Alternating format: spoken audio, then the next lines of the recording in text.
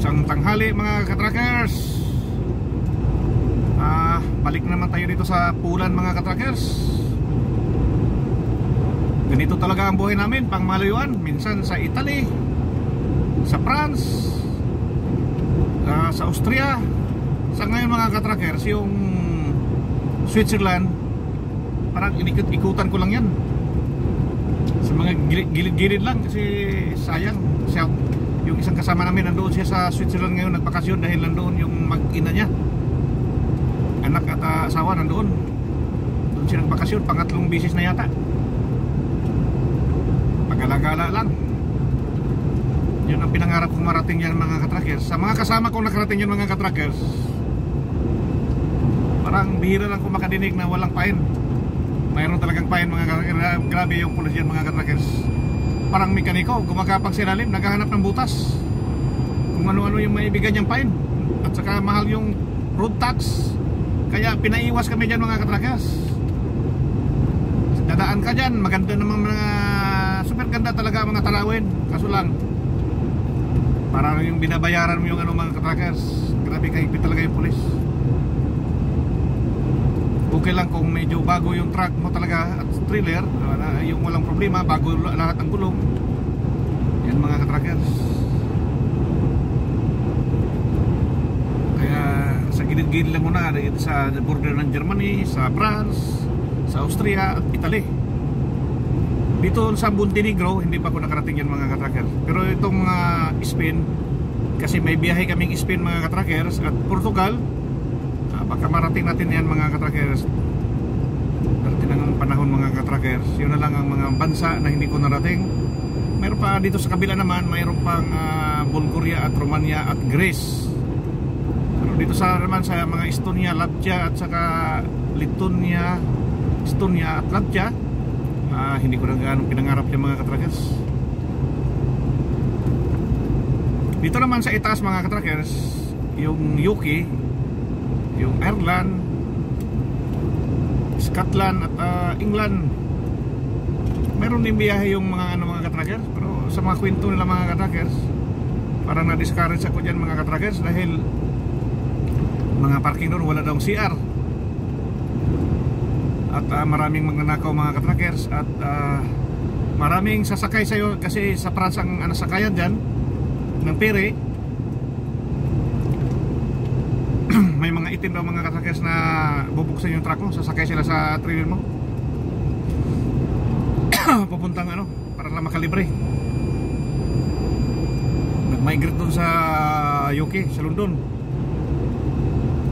Pag nahuli ka, pag nahuli mga katrackers, yung kung ilang tao, 1,000 euro bawat tao, ikaw ang kawawa kasi hindi mo alam. Kasi yun nga, kailangan mag-ingat ka talaga mga katrackers na hindi sila makapasok sa loob.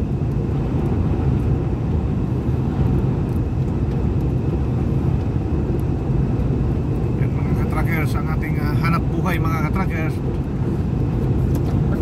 Ito mga katrackers, lagyan na ito, sobrang pagkabagal naman.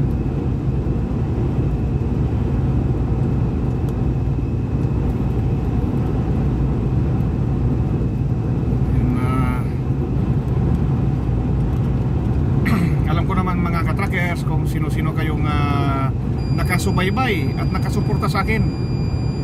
Wala lang tayong panahon ngayon mga katrackers na mag-shoutout dahil busy-busy tayo sa ating biyahe mga katrackers. At kung mayroon man akong mabanggit na isa o dalawa tatlo, baka pagtampo din yung iba mga katrackers. Kaya shoutout na lang sa ating lahat. At mag-ingat-ingat sa ating mga kanya-kanyang mga trabaho.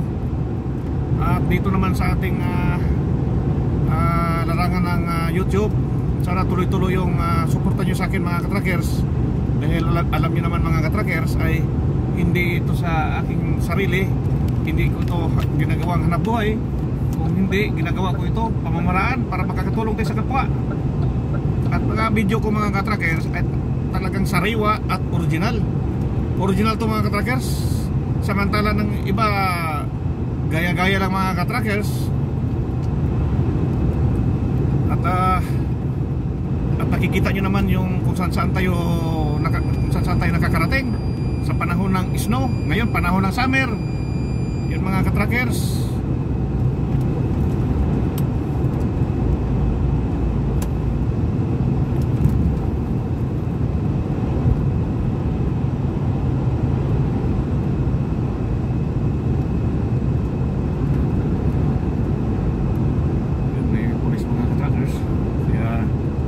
Tumigil tayo sa pag-weekend mga katrackers.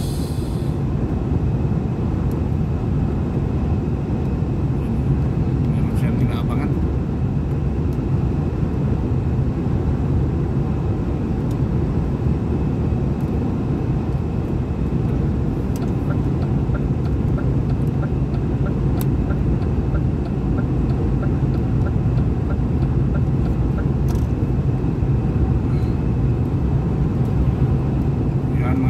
Nandito tayo sa looban ng Pulan mga katrackers. Hindi pa to sentro, kaya hindi ganong maraming mga building ito mga katrackers. Kakahuyan ng marami. Maliban lang kung makadata yun ng isang syudad o bayan bayan. Hindi ko pa gaano kabisado tong Pulan mga katrackers. Alam niyo naman na bago lang tayo dito mga katrackers. Minsan makarating tayo sa Czech Republic. Hindi ko rin kabisado mga katrackers. Umaasa lang tayo kay navigation at Google Earth.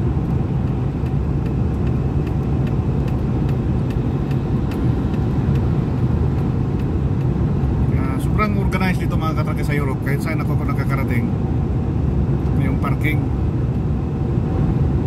Pero hindi kagaya sa Germany. Dikit-dikit yung parking sa Germany mga katrackers. Kaso lang, napakadami rin truck mga katrackers. Kahit pa napakalawak ang mga parking doon, napupuno pa rin mga katrackers. Hirap pag-parking sa gabi. Kahit pa yung may bayad. Paunahan lang mga katrackers. Yan lang ang totoo.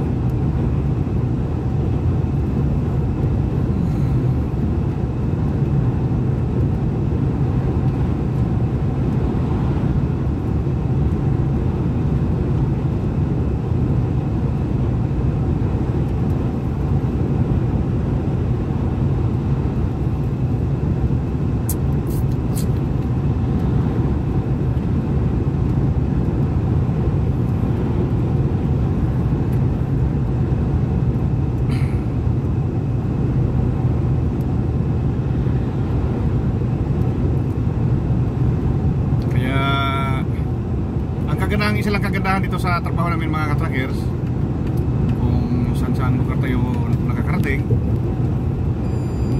yun lang ang isang kagandahan mga katrackers.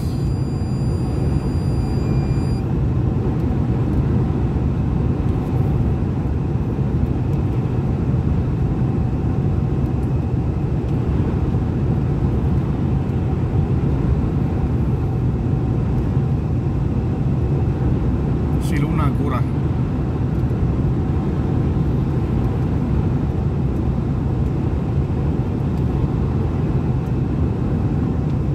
Yung isa, ang Siluni Gura. Iwan ko lang tong words na Gura mga katrackers. May mga ibig sabihin dyan. Dito tayo mga katrackers. Yun ang titingnan nyo mga katrackers. Kasi yung araw, pakana na. Tayo malayo pa yung puntaan natin. Sa tandaan nyo mga katrackers, palagi kayong nandito sa gilid ng kalsada mga sa main road mga katrackers, sa center road, Center Island. Dito kayo lagi mga katrackers para hindi kayo maliligaw.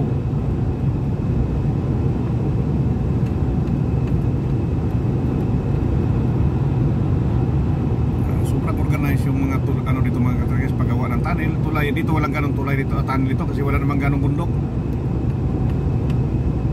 May tunnel dito sa Pulan pero hindi kagaya sa Italy at Norway mga katrackers. Austria din marami din.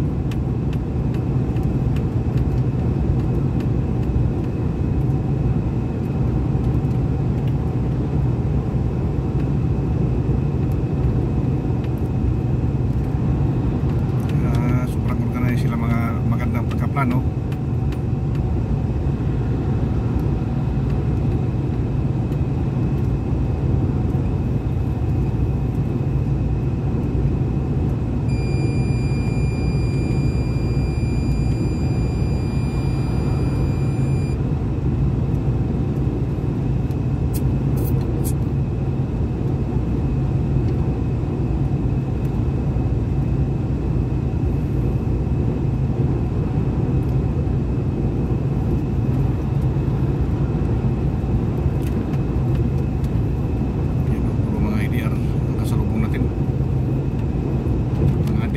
dangerous materials mga ka-trackers, kagaya ng mga chemicals, battery, mga pabango, part sa ano yan mga ka-trackers, dahil may komposisyon ng chemicals yan.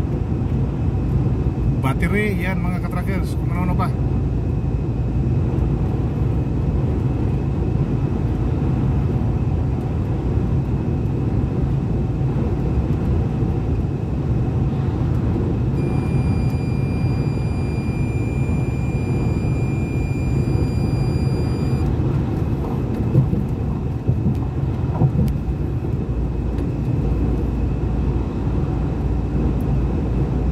Dito mga ka-trackers, siguro napakamahal siguro itong mga kahoy na itong mga ka-trackers, kaya ginagawang plywood, good lumber. Pero sila mga ka-trackers, grabe naman yung mga kakawin nila, tag 30 hectares, 50 hectares, isang tao lang may-ari. Kahit matagal pa mga ka-trackers, malaking pira naman.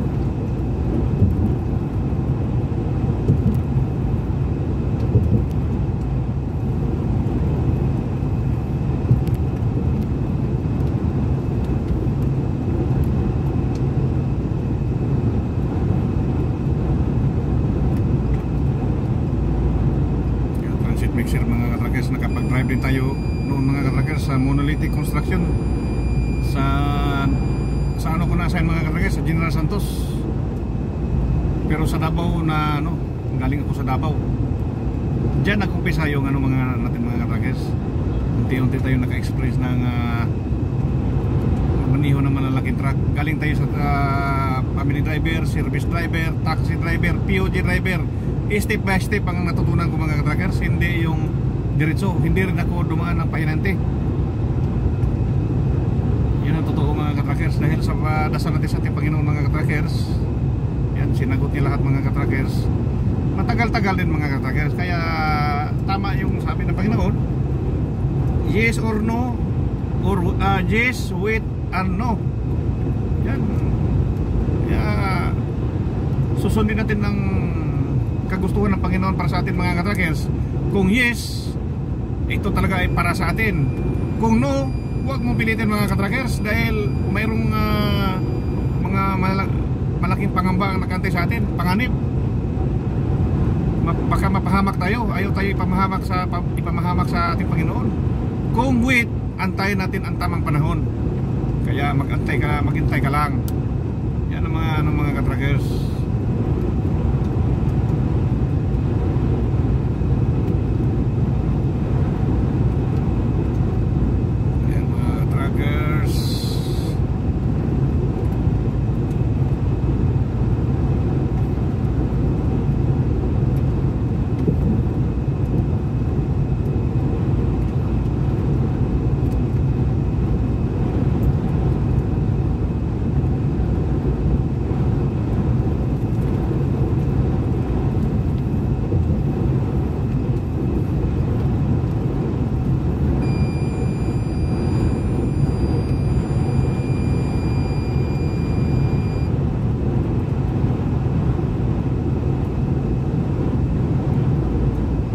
Ngayon mga ka-trackers, sobrang init talaga sa dito ngayon sa Europe. Mabuti nga ngayon sa Pilipinas ay maulan na. At ang problema, sobra-sobra naman yung pag-ulan dito mga ka-trackers. Pag taglamig naman, grabe namang sobrang lamig. Tag-init, sobrang tag-init din mga ka-trackers. Sumuko nga yung mga European, sabi sa akin na ito ba, wala bang sanay ka ba dito? Ikaw normal yan, basic yan sa Pilipinas. Isa mabuti pa kayo, sanay kayo sa mga ganito. Kami hindi namin kaya. Iyak sila mga ka-trackers. Kaya tayo, naiinitan talaga. Wala naman tayong magawa talaga mga ka-trackers, kasi yun na yung normal para sa atin. Dahil kung nagtanim pa tayo ng maraming mga kahoy, kagaya dito, yun ang isang nagbigay ng ventilation. At saka yung naggawa sila ng mga tubig mga ka-trackers, yung parang lake, diba dito sa Germany, nagquarry sila mga ka-trackers, parang naggawa sila ng dagat. May makinarias mga katrackers na humuhukay sa ilalim. Sa kumbir na dadaan. Ang layo ng ano, parang batching plant. Pinag-classify na yung graba, maliliit o malaki. Yan, magaganda. Sige mga katrackers, medyo mabahaba na. Maraming salamat mga katrackers. God bless mga katrackers.